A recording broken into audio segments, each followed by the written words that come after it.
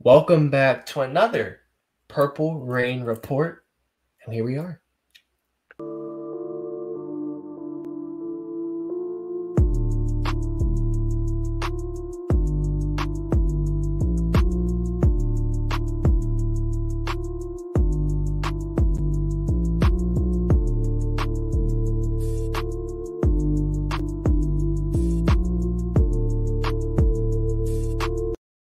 Welcome back again to another Purple Rain Report on this Victory Monday. I'll be honest, doesn't really feel like one. I'll say it, maybe just because how the game went, but nonetheless, it's a Victory Monday.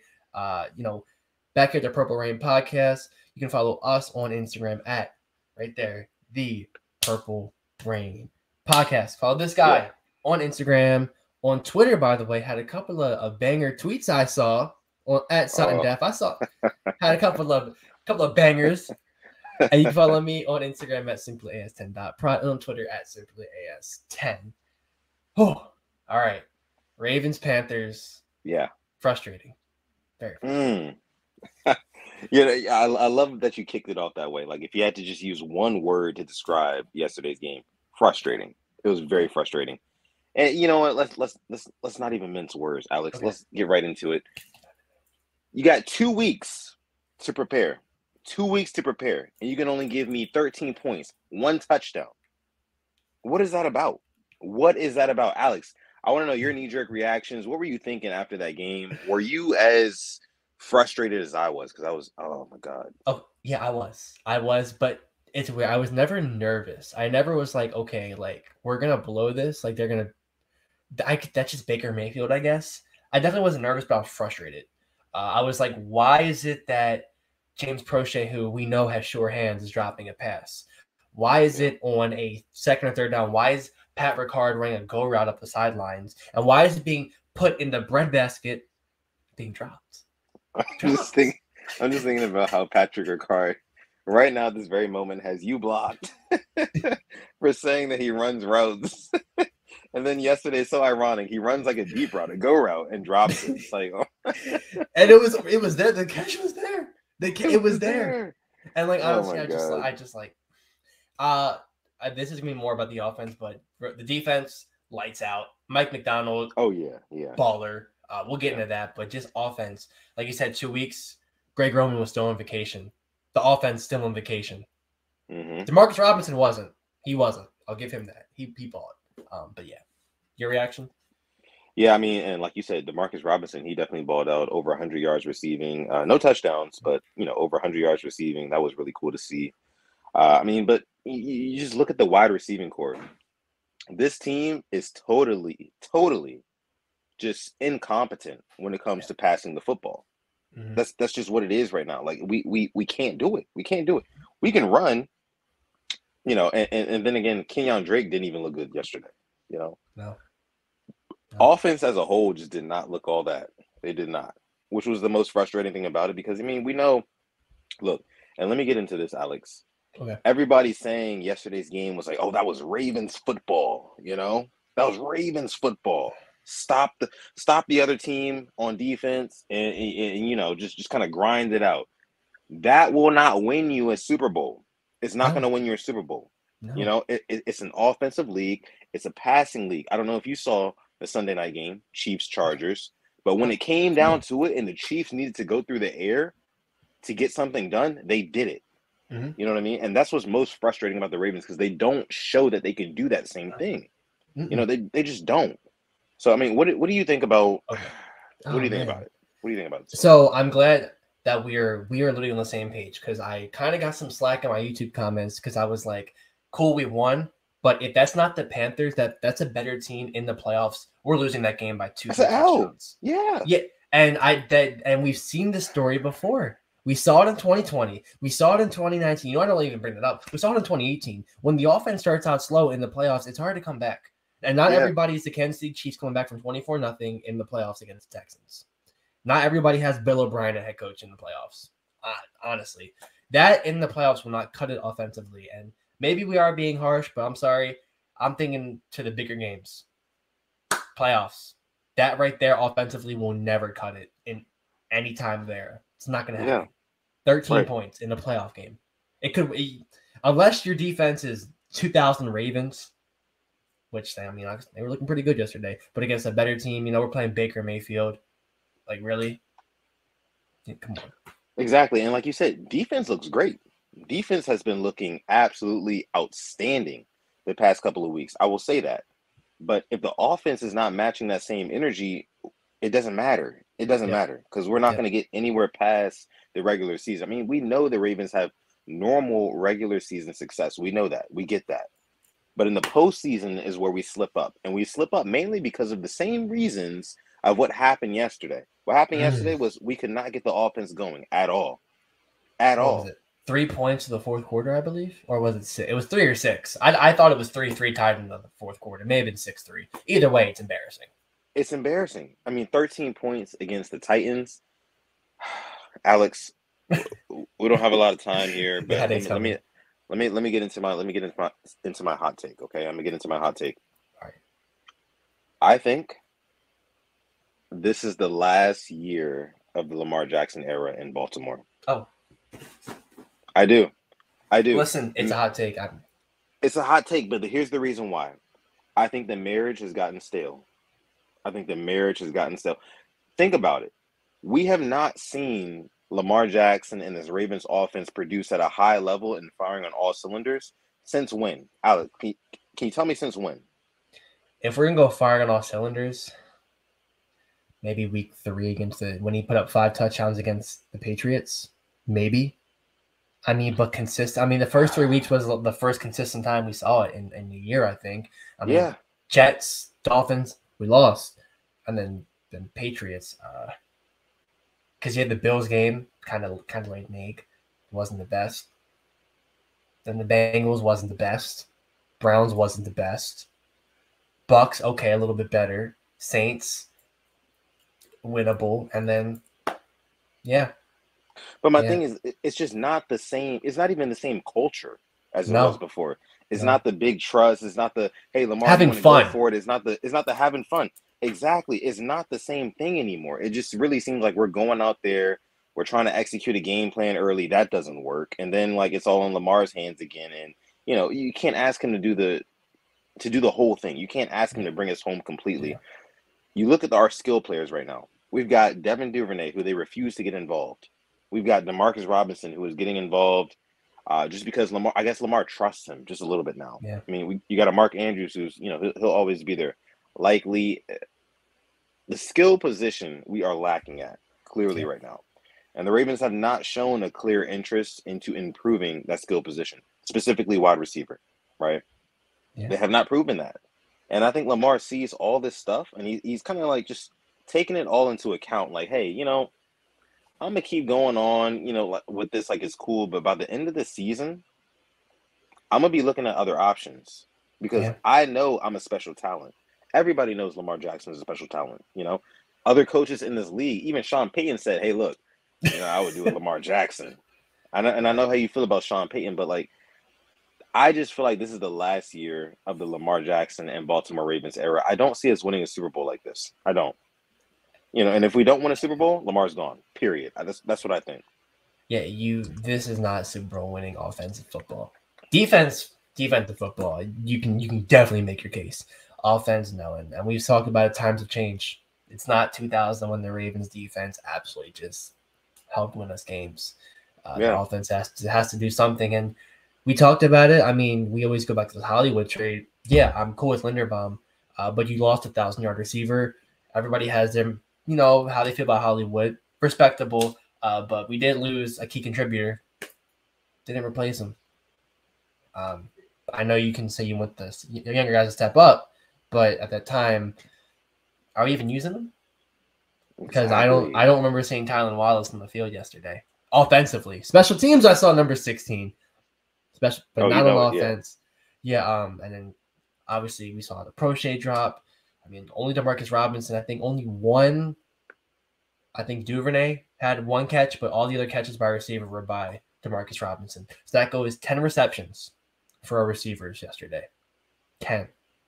Yeah, totally. Really not surprised why we scored 13 points when you think about it like that. And I mean, and that's not winning football. And you made a fabulous point at the top of the show.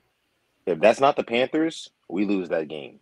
You know, if we play like that against the Bills, we play like that against the Titans, and we play like that, hell, against the Jets in the playoffs, Jesus Christ, we're probably gonna lose. You know what I mean? Like it's not sustainable. We talked about so much about how Lamar Jackson and this offense wasn't sustainable. Yeah. Nowadays, it's more unsustainable than ever because I mean what we're doing is not going to be a winning formula for us to get to the Super Bowl.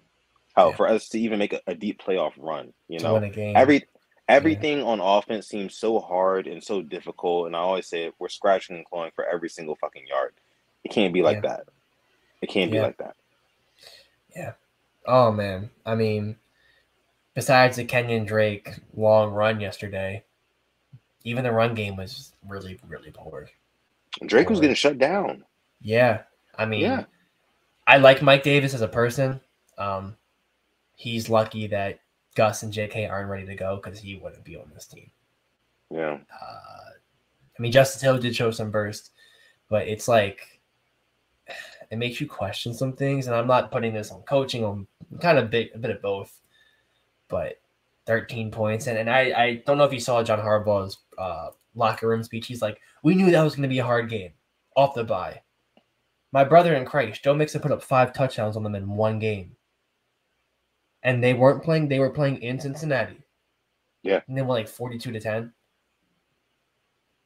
Like they're up like 35 at the half. Yeah. Like come on. I know we beat the Bengals, but it's just like that definitely is not acceptable. And I hope the players understand that because those games you got to be making statements.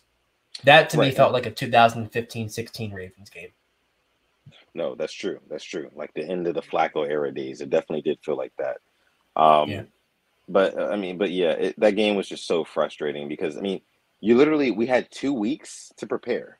Yep. And we could only put up 1 touchdown. That was so frustrating. The defense gave us great position, great field position on that fumble. We were held out of a touchdown, by the way. That was a Marlon Humphrey scoop and score. So honestly, it should have just been the defensive touchdown. Should have been the only touchdown of the game. Yeah. I mean, defense played lights out again. I mean, like, I don't know. Well, I can't say I don't know what's gotten into the defense. I do know what's gotten into the defense. I mean, the addition of Roquan Smith, the addition of Patrick Queen, and knowing that Roquan Smith is his opposite right now, and knowing that he has more freedom to do whatever he needs to do. Patrick Queen's been playing out of his fucking mind lately. Friend of the show, honestly, at not pro level. I know that may sound crazy to say, but he has. Him and Roquan Smith, by the end of the season, you could be talking about the best linebacker duo in the league. Re-sign Roquan as well with Lamar. You got to make the space. You really have to. If you really want to win, you got to sign both of them. Yeah, absolutely. I mean, Tyus Bowser even being back is huge for us. He took that one drive was all him, all 3 plays. Yeah. I remember he had like back-to-back plays. Like, he impacted for sure. Yeah, and then Marcus Williams is coming back. I thought Kyle Hamilton, before he went down, was having his best game as a pro. Yeah, let's get into those inactives. Let's get into what happened. Kyle Hamilton and who else was it? It was Ronnie Stanley. Stanley, that's right. Yeah. Hamilton, I think he was getting blocked and kind of somebody ran into the back of his leg. And I mean, Harbaugh, I think, said it. They were both like in good spirits. And then with Stanley, it's kind of like his first I word. Brian Burns comes unblocked around the edge, sacks Lamar, and Lamar goes into the back of Ronnie Stanley. I saw somebody saying Stanley's injury prone. It's one thing if he was blocking and then got hurt. No, like Lamar got hit into him. That's not Ronnie Stanley's fault by any means. That's football, unfortunately. That was very bad luck, bad place, wrong place, wrong time. However it goes. Yeah, right. Yeah.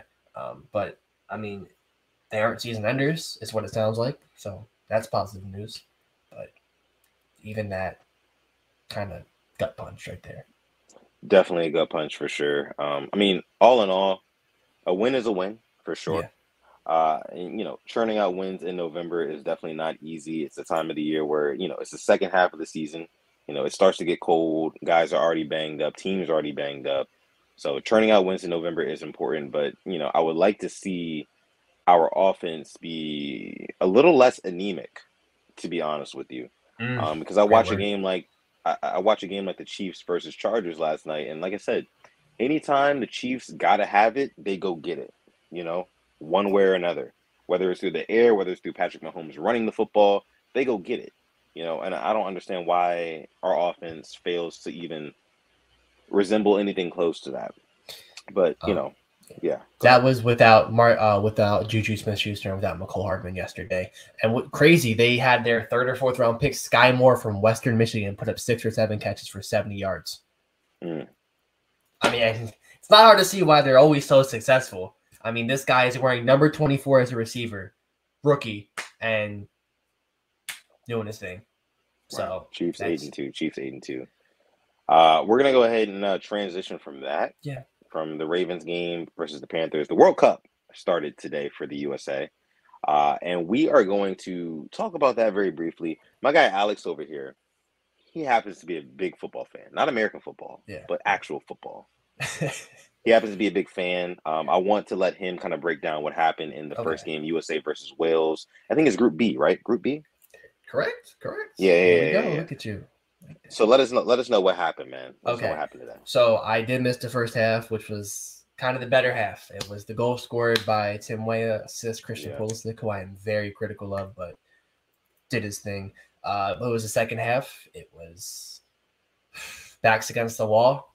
It was a lapse of judgment, and it was a penalty given to Gareth Bale, who has won, 3 or 4 Champions Leagues with Real Madrid, just won the MLS Cup with LAFC, and then some questionable substitutions. We have guys on the bench like a Gio Reyna, who plays at one of the top German football clubs, but we bring in a guy from the MLS and Jordan Morris.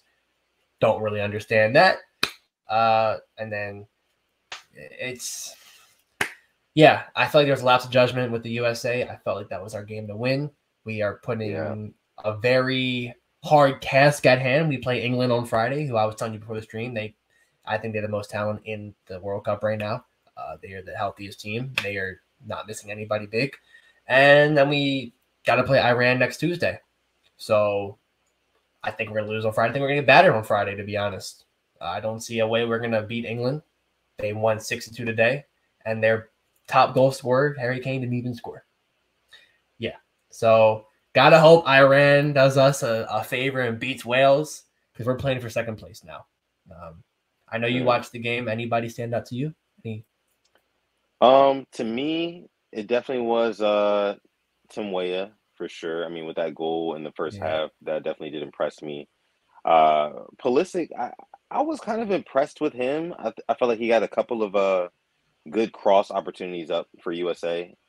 We just didn't capitalize on them. I know you say you're critical of Pulisic. I never knew who Pulisic was until today. Why are you critical on him? So it's really not his fault, but he plays at Chelsea, which is a really big club, and when you play at this club, you expect him to be more involved. And I haven't seen it. But today, I'm happy he got the assist. But I mean, I think our best player was Tyler Adams, number 4. He was everywhere in the midfield, our captain. Yeah. And then shout out to our goalkeeper, Matt Turner. He actually plays for my favorite team, Arsenal. That one fucking save was beautiful. Hand tipped it over.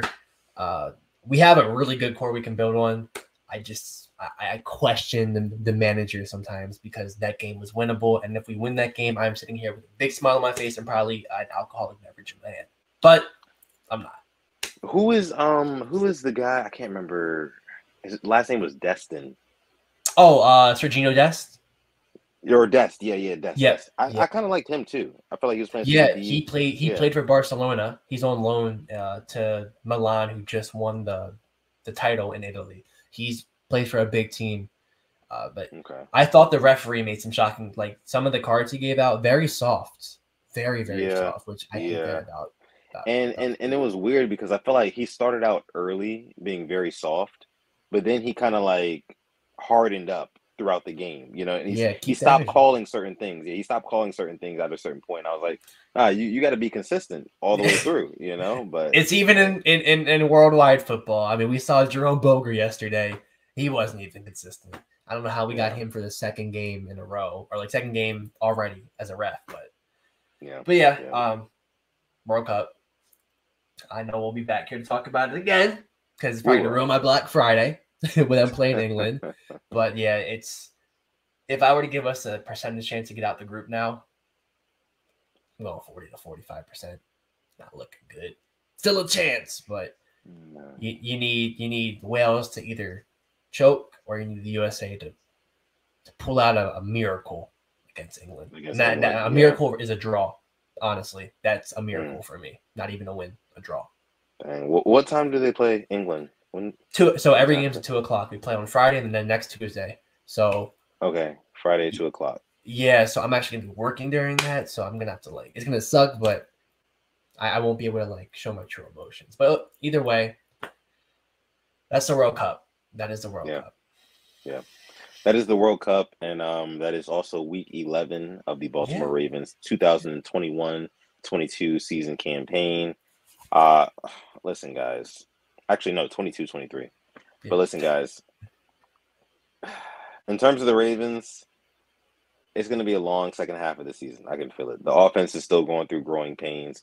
We just kind of got to wait and see who is going to step up on that offense, who's going to get some separation in that receiving core. Yeah. Will Lamar be able to find them? Will the offensive line be able to keep holding up how it is? Defense looks great again, but it really just looks like the offense needs to come around full circle. Yeah. But we're going to go ahead and leave it there for this episode of the Purple Rain Report.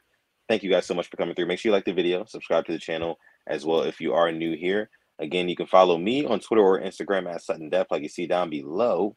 You can follow this guy over here on Twitter at SimplyAs10 or on Instagram at SimplyAs10.prod. And then you can follow us on Instagram at the Purple Rain Podcast, just like it's spelled down below. And then last but certainly not least, listen, our sponsor, Manscaped. Holidays right around the corner. Not even right around the corner. I mean, you can see it now. It's not even around the corner. Like, you can see the holidays. They're coming very fast. Yeah. If you want to order some Manscaped for your brother, your father, your cousin, your friend, anybody who you feel like needs some Manscaped or wants some Manscaped in their life, go on their website. Use our promo code PRP. That's PRP to save 20% off of your Manscaped order, and you also get free shipping with that as well. With that being said, I'm going to let my guy Alex take it. Can I say one thing real quick? Oh yeah, go ahead. I don't know if I know you saw it, but our quarterback posted a pictures yesterday, and he used a caption, and it kind of brought a smile to my face. I know he probably doesn't know, but the caption, "Purple Rain." Purple Rain. I mean, listen, Lamar, if you see this, you're always welcome. Like, you can literally tell me, like, you could give me any day and time. I would literally, like, not go to school or work. I mean that. We'll be tuned in. Yeah. But I thought that was pretty cool. I know, like I said, that doesn't mean a lot, but how Purple Rain. So. I mean, but you think about it, though, like, how would he know? Like, who would bring that to him? How would that come to him? I feel like he's seen the podcast before. I'm just gonna say. You go on YouTube. Maybe it was in the recommended. Maybe it was in the recommended, and he was like, Purple Rain. That's kind of clever. I'm gonna use that for my next Instagram caption. Shout out Lamar Jackson, man. You know, he was listening to Future, but I'm gonna think he wasn't listening to Future. I think he saw it as recommended. Yeah, hopefully saw it as recommended. Hopefully, but yeah, we're gonna go ahead and leave it there. Thank you guys so much for joining us for this episode of the Purple Rain Podcast. Alex, take us out. Thank you for coming through the Purple Rain Report. And as always, happy holidays in case we don't see you before then. But stay positive, test negative. One more thing. And never, never, ever forget to call God. This has been another episode of the Purple Rain Report. We're going to catch you guys in the next one.